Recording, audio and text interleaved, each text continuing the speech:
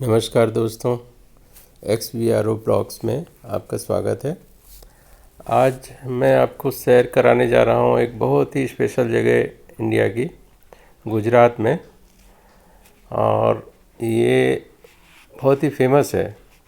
Even एक तो हमारे 100 के नोट पे उसकी रानी की वाव, जिसकी फ़ोटो आप सामने देख रहे हैं, ये उसमें पूरा चित्रण है उसका, वो छपा हुआ है।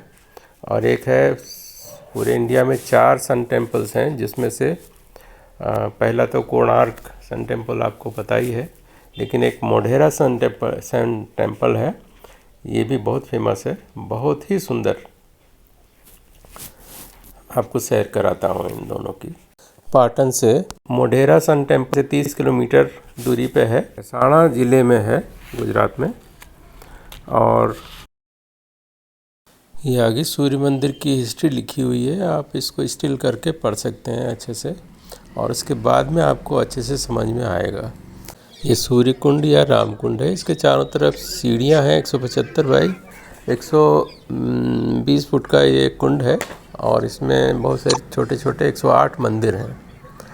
फिर उसके बाद में यहाँ से ऊपर जब चढ़ते हैं तो ये पहले नृत्य मंडप या सभा मंडप भी बोलते हैं। तो ये सभा मंडप के ये तोरण द्वार हैं, की गई है। उसी दौरान महमूद गजनबी का आक्रमण हुआ था, तो उनके सैनिकों द्वारा बहुत सारी मूर्तियां खंडित कर दी गई थी, वो तोड़ ताड़ दी गई थी।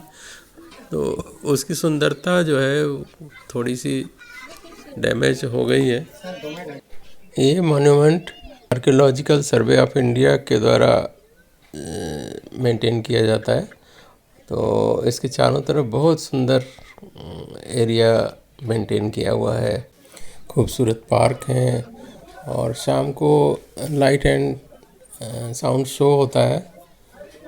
इसकी एंट्री फीस फ्री है, बाकी पूरे टाइम तो एंट्री फीस 25 रुपीज़ है।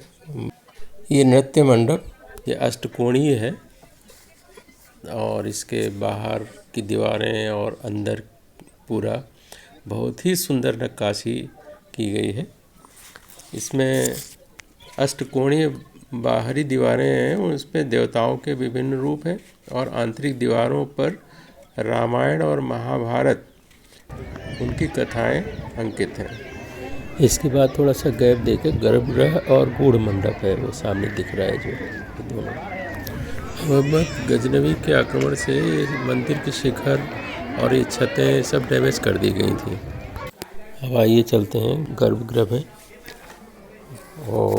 जी, इसके बाद नेक्स्ट है वो गर्भगृह है। ये इसमें देखिए सुंदर, बहुत सुंदर नक्काशीदार स्तंभ हैं, और इन पे बहुत सुंदर नक्काशी की गई है। छत और बाहरी दीवारें, ये सब कितना सुंदर है। ये देखिए छत, कितनी सुंदर नक्काशी की गई है, बस देखते ही बनता है, इतना सुंदर बनाया हुआ है। क्या आर्टिस्ट थे, क्या आर्किटेक्ट था उस समय। और इसमें 12 आदित्य, मतलब 12 महीने होते हैं, तो उसी हिसाब से 12 आदित्य और 8 दिक्पाल, 8 दिशाएं, ये दर्शाया गया है। गौरी के विभिन्न रूप हैं, नृत्य रत अप्सराएँ हैं, और वादक हैं, ये सब इसमें दर्शाया गया है। आइए गाइड की जुबानी सुनते हैं। के अनुसार किसी भी जगह भगवान का स्टैचू विग्रह स्थापित करने से पहले नीचे धन रखना पड़ता है, कम या ज़्यादा। तो भीमदेव ने पूरा खड्डा गोल्ड से भरा। उसके ऊपर हमने सन गॉड का स्टैचू देखा था ना, आउटसाइड में 7 ऑर्सिस वाला, वैसा 8.5 फुट का गोल्डन स्टैचू था सूर्य भगवान का, गोल्डन क्राउन, और क्राउन के इनसाइड में डायमंड था। तो डायमंड के ऊपर साल में 2 दिन, 21 मार्च 23 सितंबर, 21 मार्च 23 सितंबर equinox. This is its direction. Early morning sun come here and sunlight directly on diamond and reflection and over entire temporary lighting. Only 2 days, 21 March 23 September equinox, but early morning.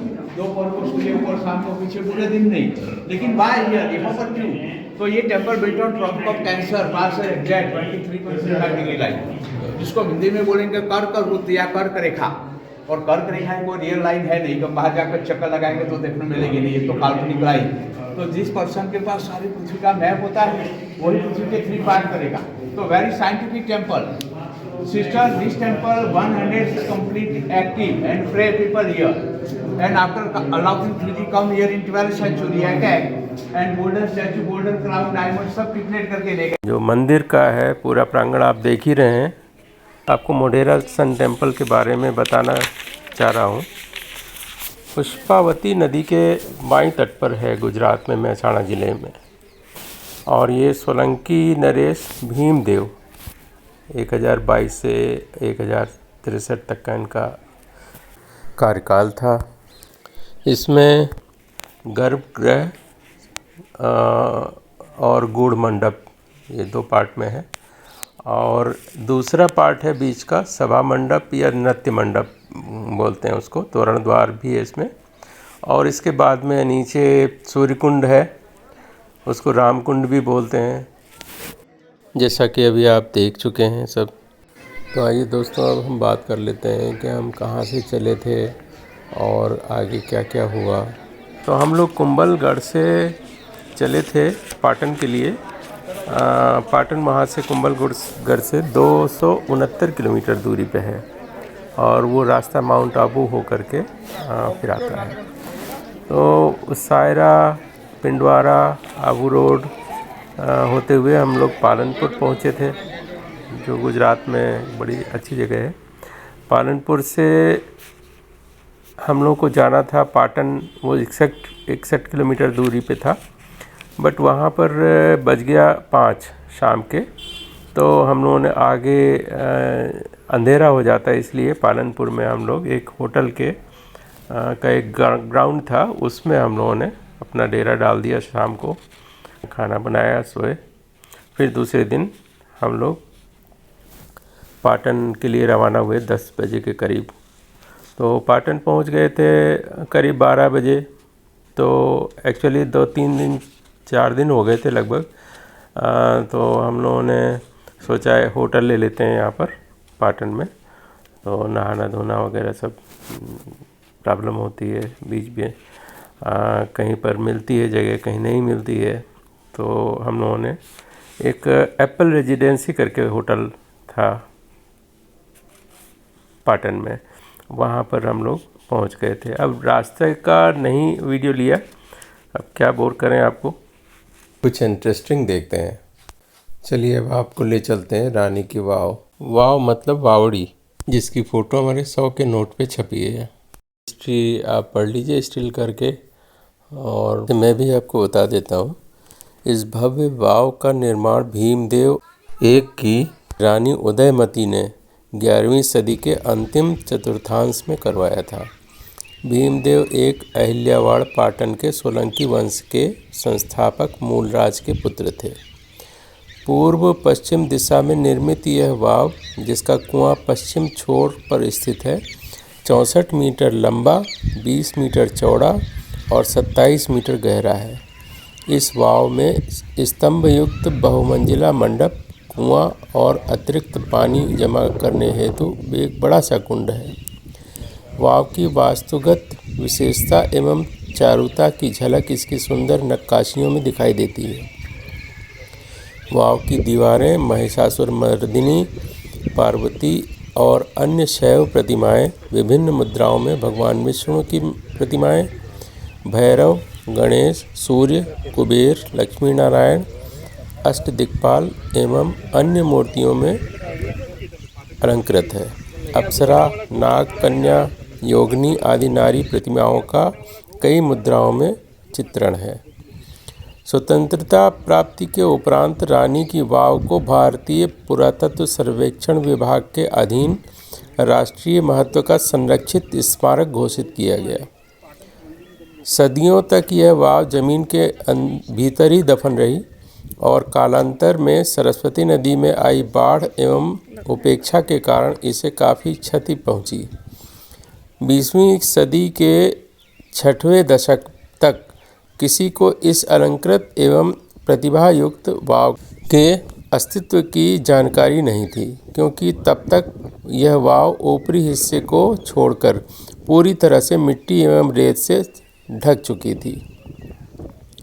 सन 1958 में भारतीय पुरातत्व सर्वेक्षण ने यहाँ पर उत्खनन प्रारंभ किया और भारतीय पुरातत्व सर्वेक्षण ने सतत प्रयास एवं उत्खनन के द्वारा मिट्टी में दबी इस अमूल्य वास्तुशिल्पीय धरोहर को अस्तित्व में लाया।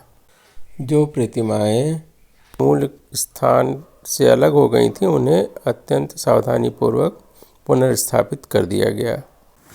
तो दोस्तों, ये था आज का हमारा सफ़र। अब इस ब्लॉग को हम यहीं समाप्त करते हैं। यदि अच्छा लगा हो तो प्लीज़ सब्सक्राइब कर लीजिए हमारा चैनल और वीडियो लाइक कर लीजिए, शेयर कर लीजिए और जो कमेंट्स अच्छे बुरे जो भी हों वो भी दे दीजिए हमको, तो हमें पता चले कि कुछ कमी रह गई हो या अच्छा किया हमने, तो कुछ हमें फीडबैक मिलता रहे। तो आगे के आने वाले ब्लॉग्स के लिए हम सावधान रहेंगे। अब हमारे गुजरात ट्रिप के आने वाले सुंदर सुंदर ब्लॉग्स का इंतज़ार कीजिए। जल्द मिलेंगे, तब तक के लिए आज्ञा दीजिए। नमस्कार, जय हिंद। इस ब्लॉग को देखने के लिए बहुत बहुत धन्यवाद।